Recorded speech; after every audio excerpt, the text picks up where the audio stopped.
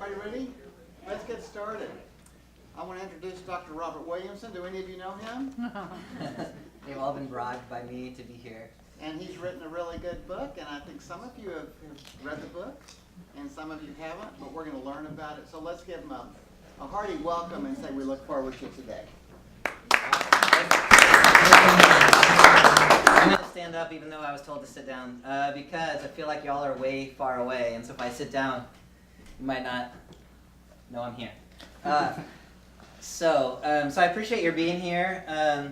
This book, The Forgotten Books of the Bible, this is my first solo authored book, and it's my first attempt to write at a general reader level. So it's trying to take biblical texts and talk about them with some scholarly wisdom, but in ways that are accessible to people who may not have theological training. So I will point out in a abject instance of self-promotion that there are books for sale right around here. If you're a student, they're $10.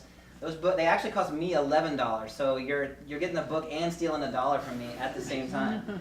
And if you happen to be in my Hebrew Bible class in the spring, that's going to be one of the textbooks for that class, so you can get a deal on your textbook too. All right, enough of that. So, The Forgotten Books of the Bible. The premise of the book is that there are 5 books which are in the Christian Old Testament that no one ever reads. And that those same 5 books in the Jewish tradition have become really important books. They've been elevated to the status of festival scrolls. And those books are these 5. The Song of Songs, or sometimes you'll hear it called the Song of Solomon, Ruth, Lamentations, Ecclesiastes, and Esther.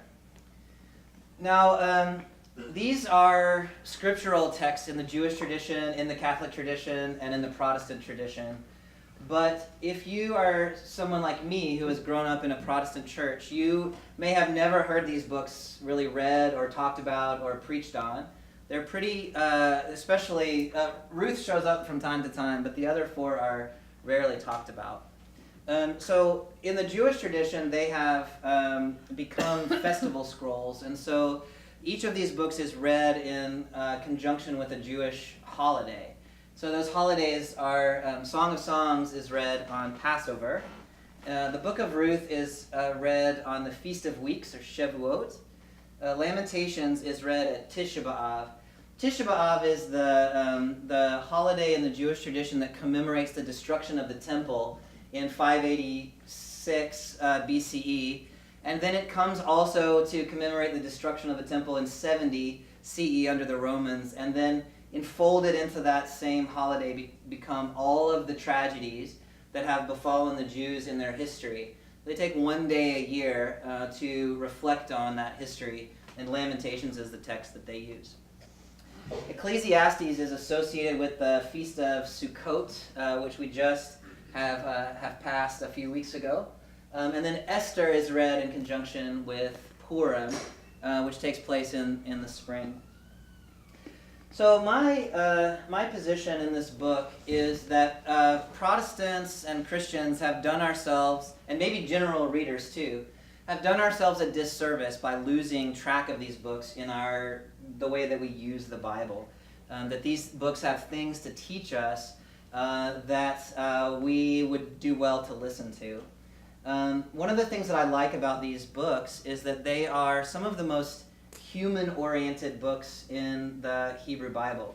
So God does not come swooping in to part the Red Sea in these books. In a couple of them, God is not even present at all. In Esther, God is not even referred to by any of the characters. And so these books raise human questions, and they wrestle with them in human ways. And so I think even for someone for whom the Bible is not in any way a religious text, these books still are helpful to us in thinking about some of the issues that just face us as human beings. So that's what I'm up to in the book. What I'd like to do is just give you kind of a little overview of my approach on each of the books. And as we go, I'll just take a little time and we can we can chat about it. There's 5 books in 50 minutes, and so we don't have a huge amount of time for each one, but we can at least talk a little bit about what's going on. So, first book is the Song of Songs. Now, the Song of Songs traditionally has been read as a love story between either God and Israel, or Jesus and the church, or Jesus and the human soul. So in some way talking about the love that exists between God and humankind. But on the face of it, Song of Songs is really a love story or love poetry spoken between 2 human characters. It's just about the love of a young man and a young woman. I suggest in the book that they are quite young. The female character, she has some brothers, and her brothers say, our sister is a wall, she has no breasts. What are we going to do when people become interested in her? And she says, I am a wall, and my breasts are the towers, by which she means she is fully a woman, and her brothers think of her as a little girl. So I think she's sort of in the age of puberty. She's coming into understanding what it means to be a person who has a sexual side to her. And so what we see in this book is these 2 young lovers who are just discovering the joy of what it means to be human and to have sexual desire and to have this kind of sexual experience. And so in some ways this kind of freaks people out about the Bible, like that there might be a book in the Bible that like thinks sex is like good and like interesting and fun. But this is the one. And so one of the things that I've suggested is that the church often has trouble talking about sex and sexuality in helpful ways. We usually talk about sex in terms of like restriction, who you can have sex with and who you can't, and how old you need to be, or how married you need to be, or all of these things. And those are not bad conversations to have, but in the church we often lose the language of just saying like, part of what is awesome about being human is this kind of sexual nature that we have. So in this book, we just see these 2 lovers who are talking to each other about their sort of awakening into sexual adulthood. And I think that that's a really helpful kind of... the book is not... I say it's erotic, but it's subtle. One of the things I say in the book is it might make you blush, but it won't get you arrested. By which I mean you're not reading pornography, but you're reading things that are sexual enough that you're a little bit like embarrassed, especially when your professor's the one talking about it. Another thing that happens in the Book of Song of Songs is there are these 5 poems in which what happens in the poem is one of the lovers just looks at the other one's body, starting from the head and moving to the foot, or in one poem starting at the foot and moving to the head.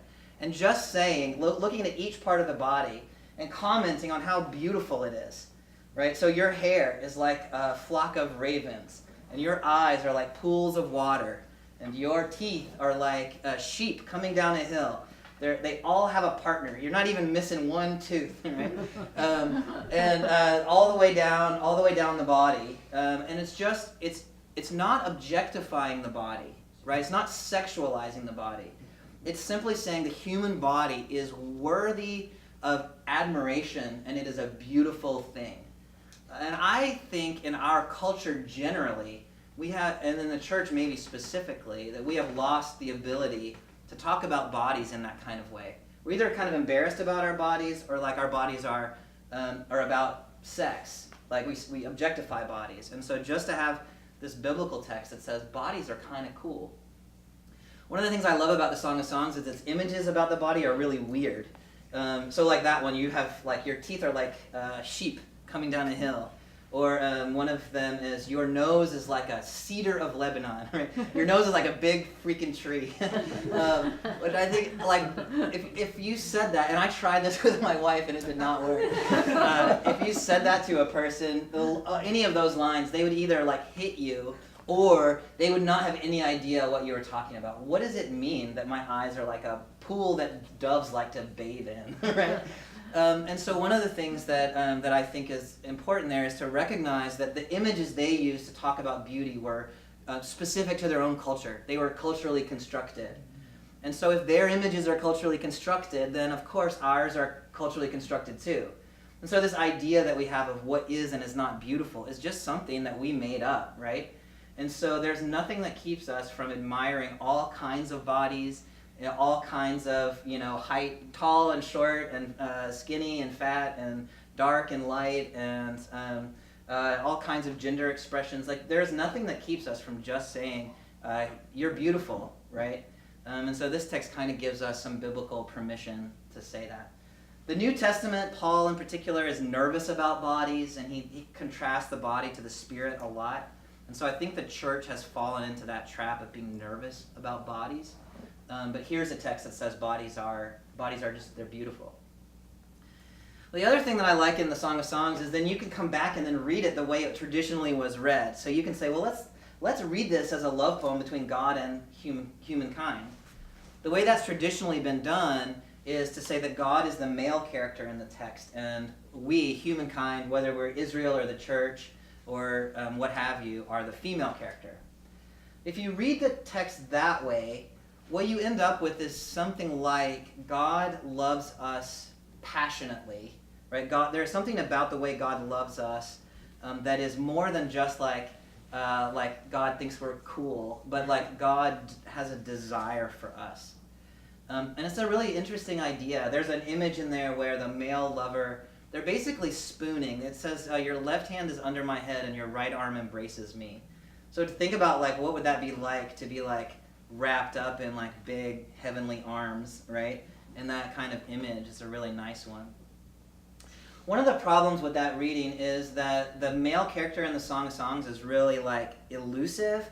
Like, he disappears sometimes and he's off over the hills, and the female character is at home, like, I wish my lover would come visit, and he's like off doing something, she doesn't know where he is.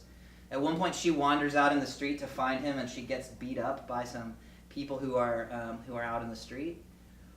So one of my friends, who's a pastor in Little Rock, Marie Maynard O'Connell, suggested to me that you ought to, or at least you could, flip the allegory and let God be represented by the female character and humankind by the male character. And if you read the text that way, then what happens is we're the ones who are out running around and can't always find our way home. And God is the one who is patiently waiting. Like, when you get here, I'm going to be excited to see you. And to me, that's a really beautiful image of God as kind of the steady one, and acknowledging that we are not always steady. One question you could ask is, like, which way should we read this book? And one of my commitments is there's not a should, right? The biblical text is always richer than any single interpretation can capture. Maybe than any, multitude of interpretations can capture. So what I think is there is value in reading it as a love story. There's value in reading it as God's love for Israel. There's value in reading it as humankind's love for God. And we can get different things in different ways if we do those. All right, that was my Song of Songs chat. Anything you want to say about Song of Songs? Questions you want to ask? That was a lot I flung out there. I can just talk about Ruth, and then we can come back at the end. Why don't we do it that way? All right, I'll talk about Ruth. Ruth. So Ruth is the story of a Moabite woman. Moab is across the river from Israel, and Moabites were they were close relatives of the Israelites. In the Genesis story, the Israelites descend from Abraham. The Moabites descend from Abraham's nephew, so they're cousins, and they live across the river. And but in the Old Testament text, Moabites become a dangerous other. And Deuteronomy says, you should never allow any Moabite ever to join the Israelite people, because they will lead you astray with their wicked ways. That was the Williamson translation. But that's roughly what it says. And so here we have the story of an immigrant woman who is entering into a culture that is deeply suspicious of her. And so I read this in light of our contemporary debates about immigration in the U.S.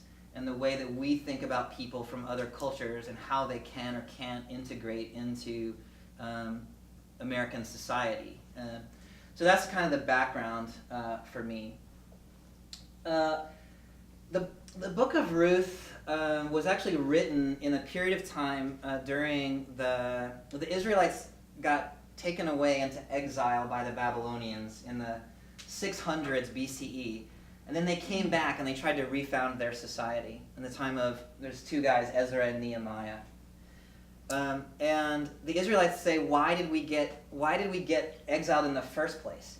And one of the answers they come up with is because we were too nice to foreigners, right? We married foreigners, we had children with foreigners, we let them be part of our community.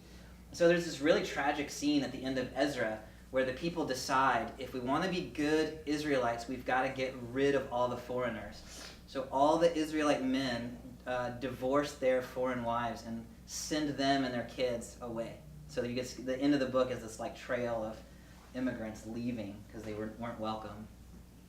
So the Book of Ruth, I think, was written in that context.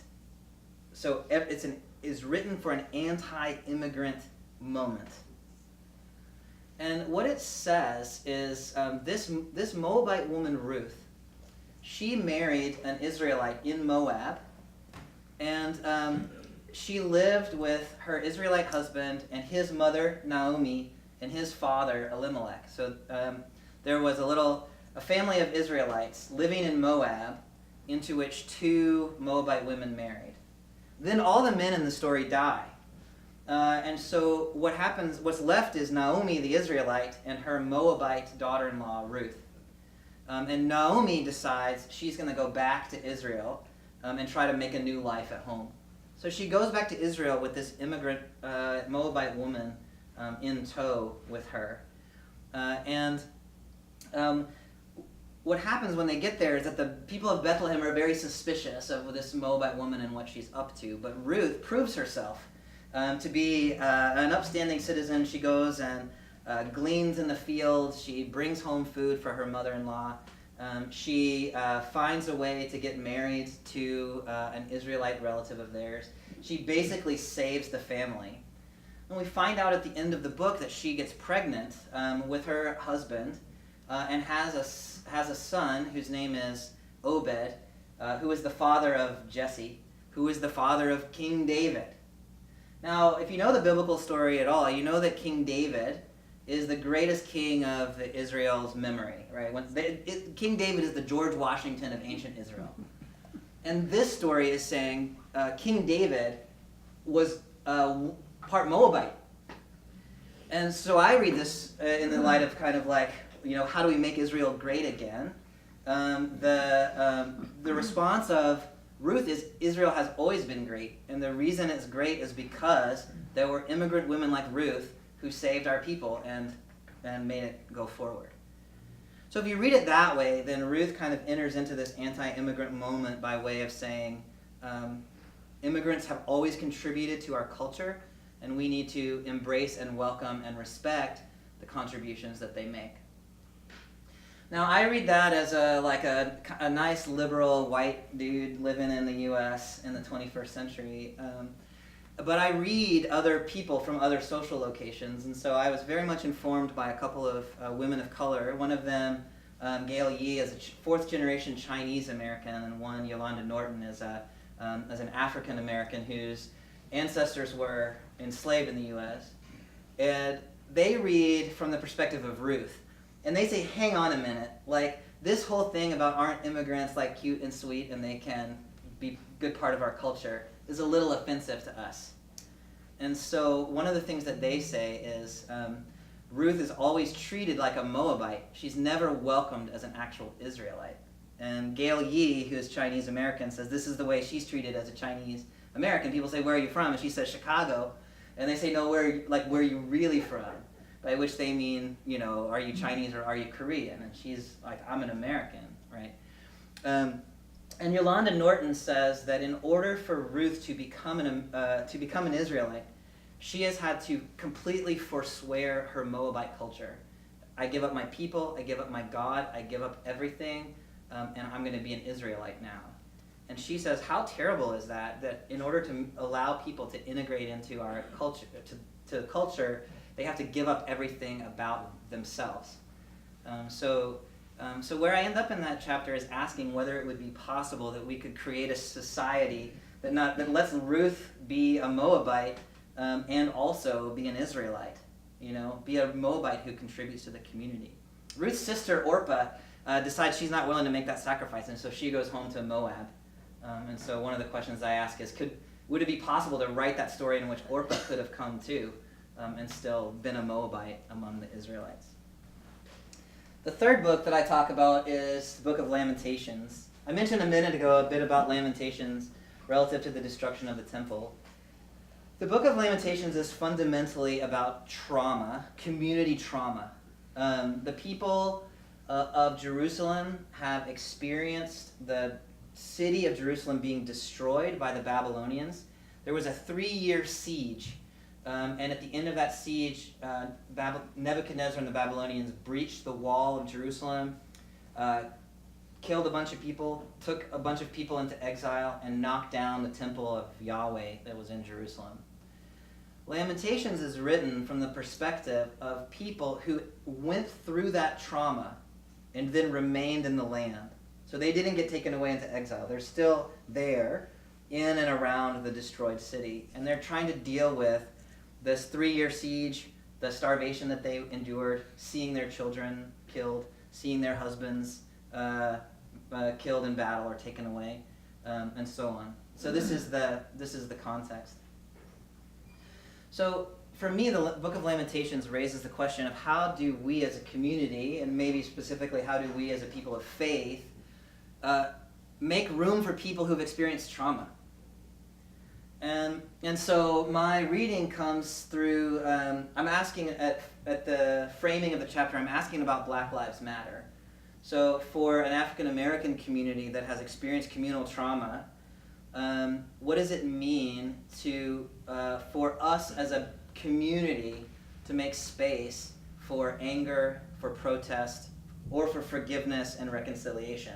How do we allow the community that has experienced trauma to lead the way in helping us figure out how to overcome the trauma? Now, the Book of Lamentations is written in a really interesting way. Instead of like one author telling you, like, here's what happened, the Book of Lamentations is written in multiple speaking voices. So there's one voice who's called Daughter of Zion, she's a female who seems to represent the city of Jerusalem. There's a male character that I call the strong man, who has experienced trauma, but he's got a different process for it. And then there's 2 people who are talking about the trauma but haven't actually experienced it. So they know these guys, but they avoided the effects. And then in the last chapter of Lamentations, there's a communal voice, the we, that all talks. So what's interesting to me about Lamentations is that the daughter Zion, her response is, I watched my children die. I did not deserve that. No matter what I could have done, even if I did something wrong, nothing I could have done deserved what happened to me. And there is no hope for me in the future. And she refuses to make any turn. When she talks to God, she says, you did me wrong. And that's it. There's no apology. There's not even an asking for reconciliation. It's just, I'm angry and I didn't deserve that. The second character is a strong man, and he also went through the trauma. And he talks about how he received, the pain in his body. And he also talks about how hopeless he is. But then he makes a turn where he says, but this I believe, and therefore I have hope. The mercy of God is renewed every day, or something like that. And he ends up saying, sometimes you undergo trauma because you did something to deserve trauma. And you ought to just you ought to lean into it. Let God slap you again, and eventually God will stop. Eventually God will relent. I don't like that guy. I like Daughter Zion.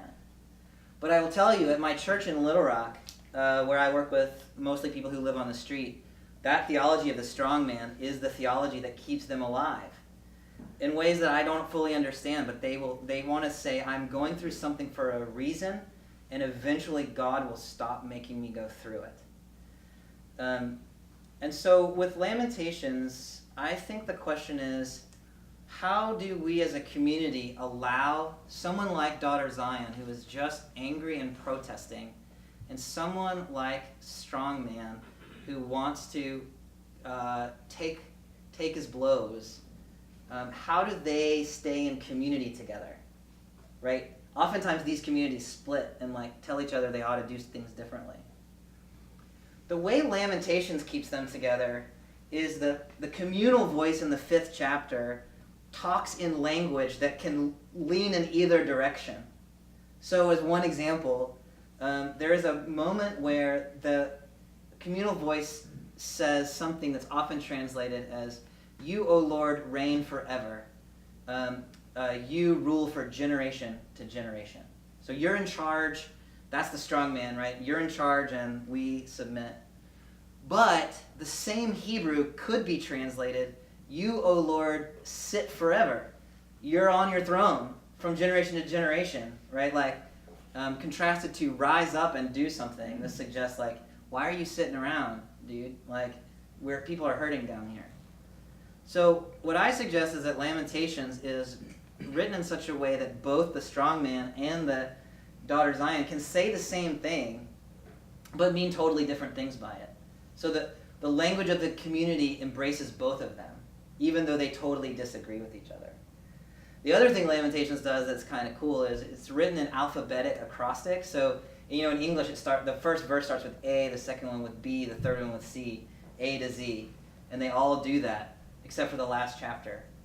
And so one way of reading that is the acrostic reminds us that we all are tied together, even if we don't want to be, right? We are united as a community. So I read Lamentations as saying keeping the community together is more important than the community agreeing with each other about how they interpret their own pain or suffering or in their own theology. The 4th book is Ecclesiastes. Ecclesiastes is it's a book about written by a guy who has realized that his life is not going to add up to anything. That is literally what he said. What has my life added up to? Nothing, right? And his language for that is everything is vapor. Everything is like a breath. It's like if you breathe on a cold October evening, you see that mist come out of your mouth, and then it's gone. If you try to grab it, there's nothing to hold on to. This is what he says, life is like that. There's nothing there. And he asks the question, what will my life add up to at the end? When I die, what will be left of me that has counted for anything? And his answer is there won't be anything left. And so his problem is that we die, and therefore all the strivings that we do in life are kind of pointless. What are we doing? What are we doing here?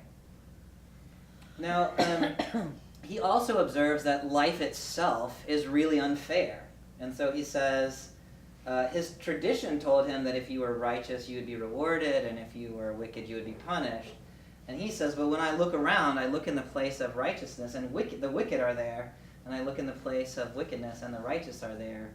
So the life is upside down. Things don't happen to people the way they should, and then you die, and everyone forgets you ever lived. That's the point of Ecclesiastes. So I like to tell people that my wife and I read Ecclesiastes in our wedding, which is kind of a weird wedding text. But there's this beautiful passage in chapter 9, and I don't know if I can remember it exactly, but basically what he says is enjoy your life. Take a shower every morning, wear nice clothes when you have them. Love the person that you love, because you're going to die, and once you're dead, that's the end of that. Now, people say, why didn't you just stop at the first half of that, right? Like, love the person you love. Like, that's beautiful. But for Ecclesiastes, and I think this rings true for me too, the point is, life doesn't stay the same.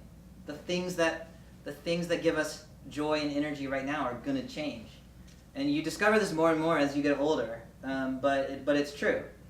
And so when we try to hold on to the moments, we can be so anxious about holding on to the moments that we forget to appreciate them. And so Ecclesiastes' advice is, when you have a moment, enjoy it. Appreciate it for what it is, instead of worrying about what it's going to become. And when your life is bad, and it will be for Ecclesiastes, remember that you had some good times too, and be grateful for those, right? There's that poem in Lamentations or in Ecclesiastes that for everything there is a time and a season for everything under the sun. And what he means by that is we all go through stuff. He ends up by saying that what does my life added up to is the wrong question. Because if you just add it up, it's going to come out to zero. You're born, you die. You're happy, you're sad. You dance, you mourn, right? So if you add them together, nothing. But his point is, but in between the nothing, there is birthing and dying and laughing and crying and dancing and mourning, right? These are all things that are worth experiencing. So experience the experiences and stop worrying about what the sum total of it is. To me, that has been a really beautiful and freeing message for me as I have approached and then sort of firmly settled myself into middle age. But to remember to enjoy the moments as they come. Ecclesiastes also says you're probably not going to be the most unique and amazing person ever. And even if you are, people are going to forget that within like 30 years after you die. So be kind of mediocre. That's what Ecclesiastes, that's not, I probably shouldn't say that at Hendrix, but that's his point a little bit, is there are things worth striving for, and then there are points at which striving becomes striving for its own sake, and you actually miss out on things because you're trying to do something that can't be done. His analogy for that is it's like shepherding the wind, right? You try to get it to go where you want, but you can't shepherd the wind. The last book is Esther. Esther really resonates in this particular moment in a way that I'm not entirely sure what to do with, but Esther is about the rise of ethnic nationalism in the Persian Empire in the time of a king named Ahasuerus. The main character of the book is a woman named Esther, who is Jewish, and when the previous queen of Persia is deposed, the king he does like a bachelor, it really is like a reality TV show. Like all these women try out, and he gives the red rose to Esther, and she becomes the new queen. But in doing that, she withholds the fact that she is Jewish. So we get a Jewish woman who is married into the most powerful position in the empire, married to the most powerful position in the empire. Now her cousin, Mordecai, who is also Jewish, works in the king's, in the secret service, basically. And his boss, the second in command, the chief of staff of the White House, is an anti-Semite. He's an Agagite, and if you read the story in the Hebrew Bible, these two people have had constant dislike for each other, and so Mordecai refuses to bow down to pay proper. He doesn't salute when Haman the Agagite comes to him, and so Haman decides, not only am I going to punish Mordecai, but I'm going to wipe out all of the Jews in the empire. So this moment, just a hint of a possibility of something maybe deserving some punishment, suddenly becomes this nationwide movement of anti-Semitism, which we could also think of as other forms of ethnic nationalism, I think, just as well. And so the question becomes, how do the Jews resist that? How do the Jews survive that? And in the book, I suggest that they do a couple of different things. Mordecai is rabble-rouser. He is taking a stand. He is out in the streets protesting. He is shouting as loud as he can about the terrible things that Haman is doing. So he is causing a problem that needs to be solved. But Mordecai has no power to actually solve the problem. So the person who has the power to solve the problem is Esther, who is in an official position that allows her access to the king. But now Esther is smart enough to know that if she starts shouting like Mordecai is shouting, that no one's going to listen to her, and she's going to end up getting killed too. So what she does is she goes in to see the king, and he says, Esther, I love you so much. I'll give you anything you want. And instead of saying, here, I want you to get rid of Haman, she says, I want you to come to dinner and invite Haman with you. So they come to dinner, and she cooks him a nice meal, and the king says, that was so delicious. I'll give you anything you want, up to half the kingdom. And she says, I want you to come to dinner again tomorrow. And so the king and Haman come to dinner again tomorrow, and they have another nice meal. And then the king says, Esther, I'll give you anything you want. And she says, look, there's a guy who wants to get rid of my people. And if they get rid of my people, we will no longer be able to work for you. So it's going to cost you profit if we all die. And that's a terrible thing. Right? She makes an economic appeal. And the king says, oh my gosh, that is terrible. Who could do such a thing? And she says, this guy right here, Haman. So she has worked the system quietly. She's obeyed all the protocols. She has not overplayed her hand. She has made an appeal to the bottom line of the empire. And by the time that she makes her move, it's done, right? Haman's in trouble. So he gets hung from the scaffolding the next day. And so Esther saves her people. There's another character in that story that I really like. Her name is, she's the first king. Her name is queen. Her name is Vashti. And this king really loves to people to think he's awesome. And so he has a party that lasts for 6 months. And then when the 6-month party is over, he has another party that lasts for a week. And that party is like all the important folks. And so the party goes for a week. There's a men's party and a women's party. And they just drink for a week. And then the king says, I want to show off all the treasures of my kingdom. So bring Vashti to come and wear the royal crown. Maybe the implication is wear only the royal crown. We're not sure. And show off how wealthy and wonderful I am. And Vashti says, no, not going to come. Now, this is just a moment of refusal. But what it does is it makes all the men of the empire nervous, because they say the women are going to hear that Vashti said no, and our wives are going to say no too. So what they do is they depose Vashti as the queen, and they pass a law that says women have to obey their husbands. And so the problem is settled. Now I like to think that Vashti seems like she failed, because she refused the patriarchy, and the patriarchy struck back. But I like to think that when you can take an assumed ideology that women should obey their husbands, and you can force it into the legal code, you have made visible something that was previously invisible. And now you can fight it, right? So now there's a law on the books that you can say that law is unjust. Whereas before, maybe these women around the empire, it had never occurred to them that they were being systematically oppressed. Now, I like to think that Esther was one of the women of the empire that heard what Vashti did and was inspired to do what she did because she knew of Vashti's example. The biblical text doesn't actually support that, but nor does it deny it in any way. And so I take my imaginative license to say Esther was inspired by Vashti. All right, I just talked for 45 minutes, and that, friends, is my book. So there's a lot we could talk about in terms of individual books that you're interested in, or kind of how I read text, or why I read text, or those kinds of things. So the floor is yours.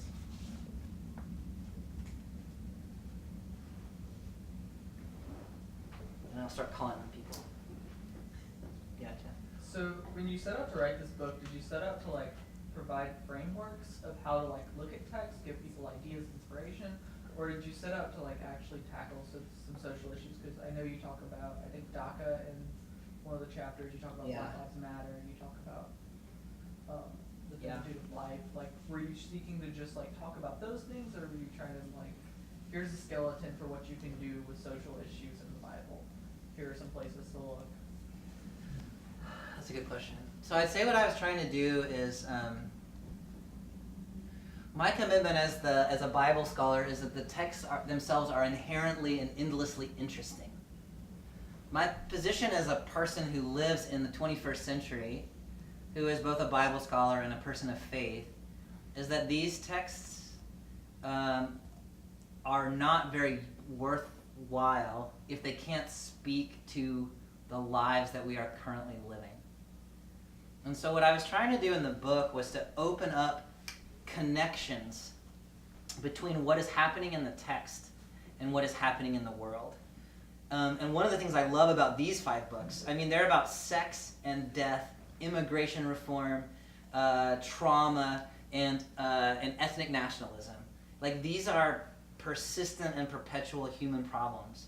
And the biblical text is giving us ways of thinking about them within the narrative of the Bible.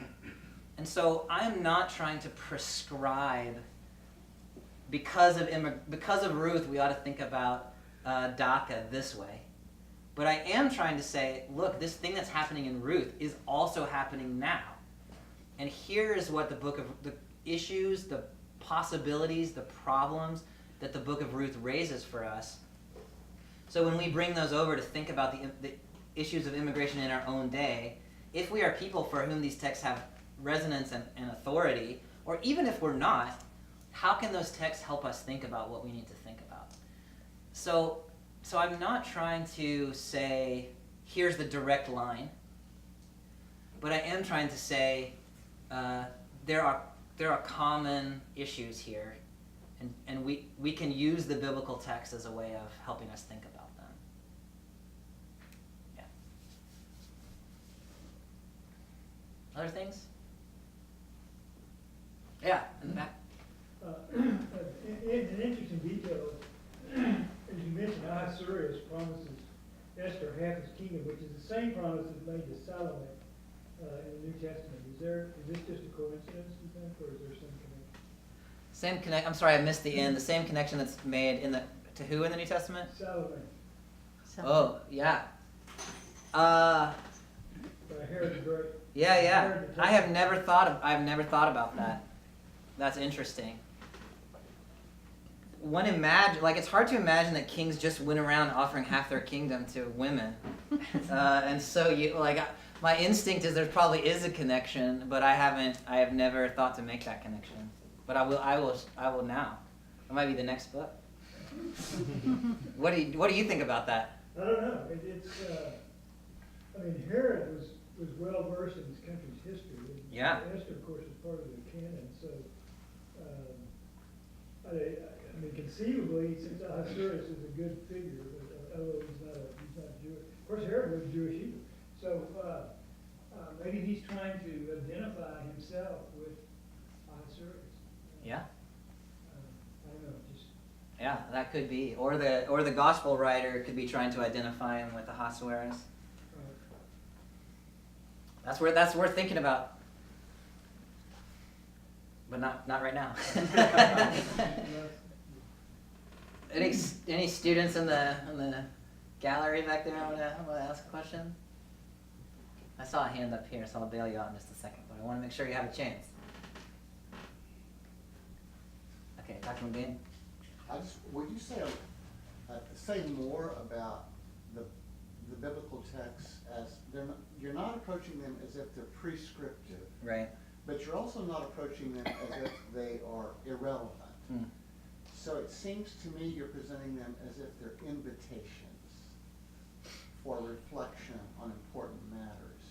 Yeah. And I just wondered if you would, and I'm guessing you kind of teach that way too.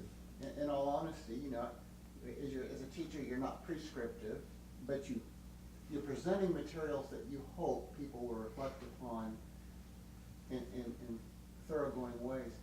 Can you say a little bit more about what that means to approach the Bible as a kind of invitation, almost like a normative invitation, authoritative invitation? Yeah.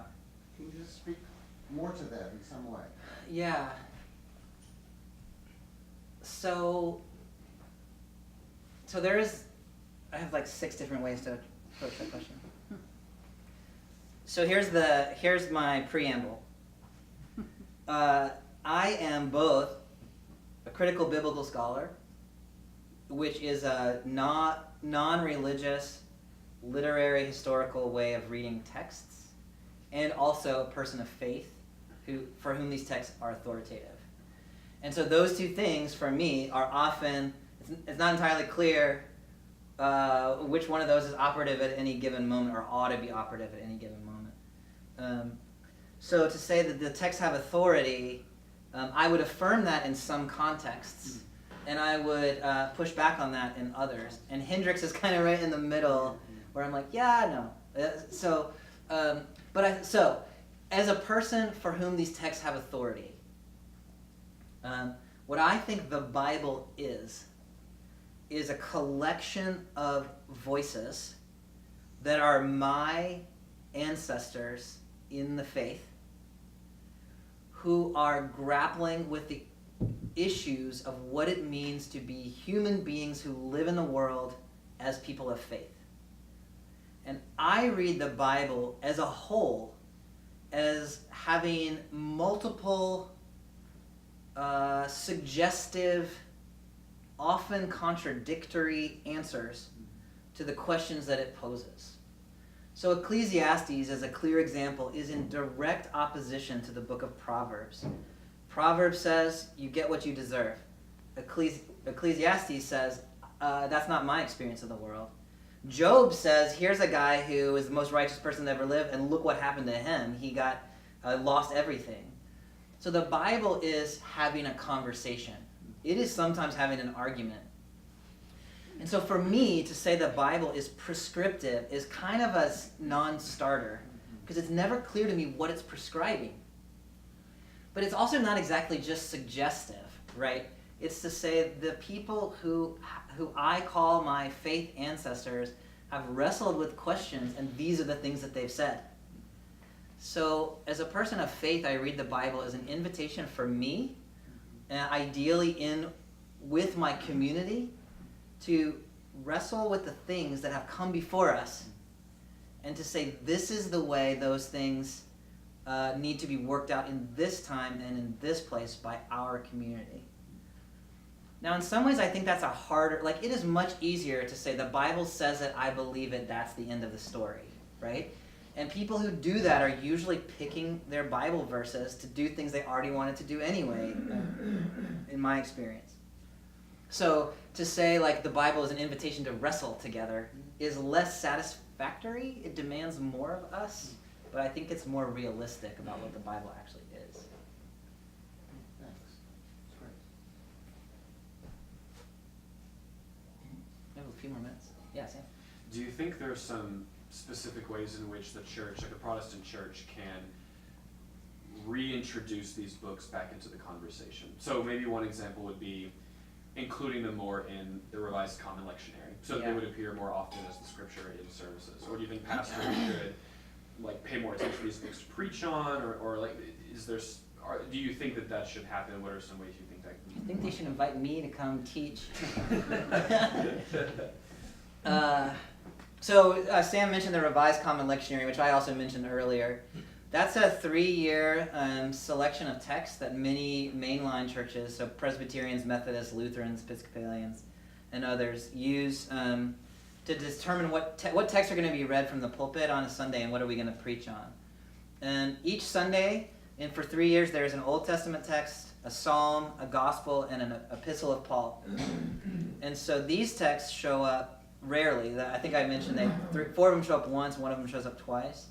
And then they're always one of 4 texts when they do show up, and so no one ever talks about them. Now, I am becoming increasingly suspicious that the Revised Common Lectionary is a useful tool for the church, because I think it picks and chooses texts that shape the church's imagination in particular kinds of ways and ignores texts that would shape it in other kinds of ways. And oftentimes, my teacher, Walter Brueggemann, uses the language of testimony, the mainstream, and counter-testimony.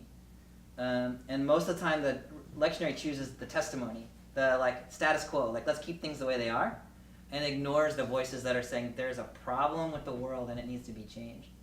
So one thing I would say is I would encourage preachers to move off the lectionary, at least sometimes.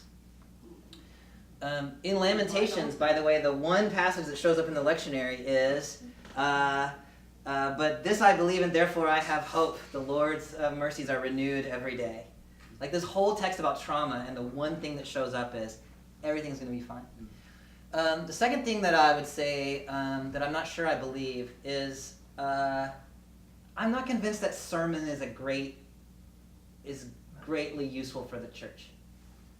If we show up once a week for an hour and a preacher talks for 12 to 18 minutes, which is what I was taught to preach, I'm not sure how much work we can really do. And so what I think needs to happen is people of faith need to sit down with a text and they need to grapple with how the text applies to the world. And you can do it. You can have an interesting conversation in an hour. But I think sermon maybe doesn't take the text as seriously as it could. I don't know what you do on Sunday morning if you don't have a sermon, but I have a church that doesn't have sermons. However, why do not more pastors go off lectionary? What have you found? Are they just, it's not worth their time? They don't think it's anything the congregation needs to hear? That's a good question.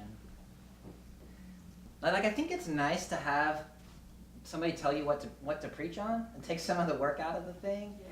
Yeah. Use last year's sermon. Yeah, and you can use old sermons. And there are groups that, there are books out there that tell you. I have another interpretation. Yeah. I would. It prevents demanding your own agenda, right? Mm-hmm. So if you take the text that's given to you, then you have to wrestle with it. And it can seem like it's, by God or the history of the church, it's been given to you. And that's different from saying, by golly, I'm going to make sure my congregation hears my agenda. I also think it's a bad idea for preachers to choose their own text every Sunday.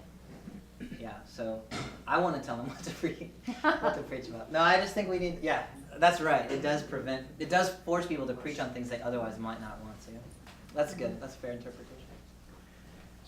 So Gabriela Mistral is a poet from Latin America. She was the first person getting the Nobel Prize award in literature, and she was a professor of Neruda, and she has a poem about Ruth. It's a beautiful poem, but it's a little twist, presenting Ruth with all the endurance and going back to Israel and everything as a feminist. Do you think Ruth could also be seen as a feminist?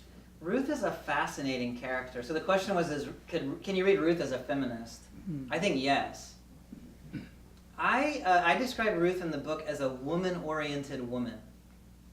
So she devotes her life to Naomi. Naomi thinks that they need a man to solve their problems. Ruth thinks we can figure this thing out, the two of us together. So I think Ruth sees the possibility of women and also of relationships between women, and in a really positive way. Yeah, I'm sure you could take that further. That's what I have.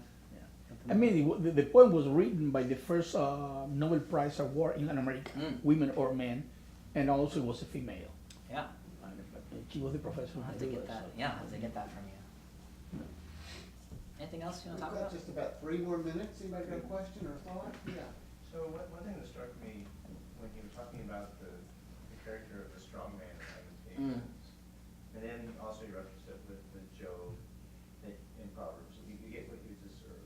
Yeah. And so if you're homeless, if you are poor, it's because you haven't played by the rules of the game, and you haven't played by the system. Because if you did, it's obvious you'd be successful.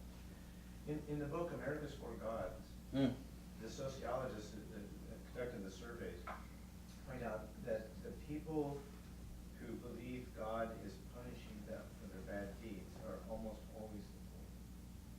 That they have an interpretation of God. They call it the authoritative God. And these are the rules, sorry, well, not sorry, but you didn't play by the rules, so you're getting them.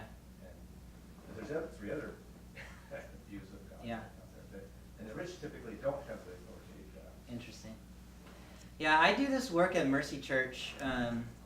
So at Mercy Church, a lot of people have been through a lot of stuff.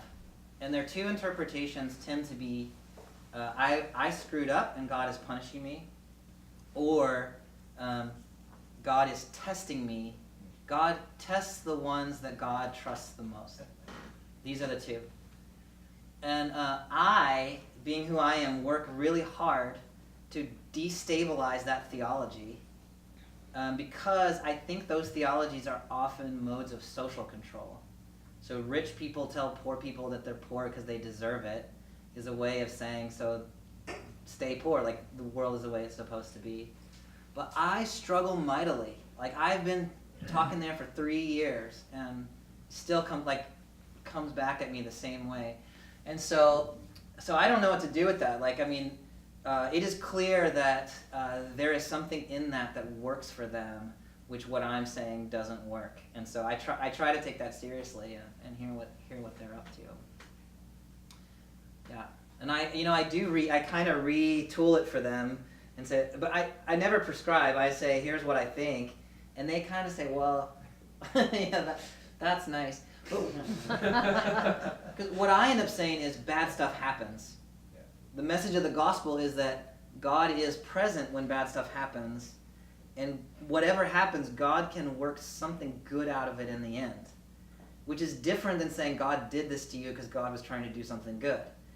But there's that moment in there where just bad stuff happens that I think is difficult. I need a psychologist to help me think through this, but like just order theory or something like that. Belief in a just world. Yeah, belief in a just world. Yeah, thanks. That so if you take that away, like stuff just happens, like that's kind of scary in its own way. So yeah. I didn't know that about the authoritative God tends to be a God of the poor and wealthy people don't accept that. That's interesting. Yeah. We need to close, but I want to say that I've read his book, and I think it's terrific. And one thing about it is it's eminently readable. And so it's usable. It has jokes in it. It's usable. It even has Williamson humor in it. It's really good, and I think it's A reference to Beyonce? usable in multiple settings, both religious and non-religious. So I want to congratulate him on writing a wonderful book that's not very expensive. It's easily accessible. It's only $10. And go buy that thing right now.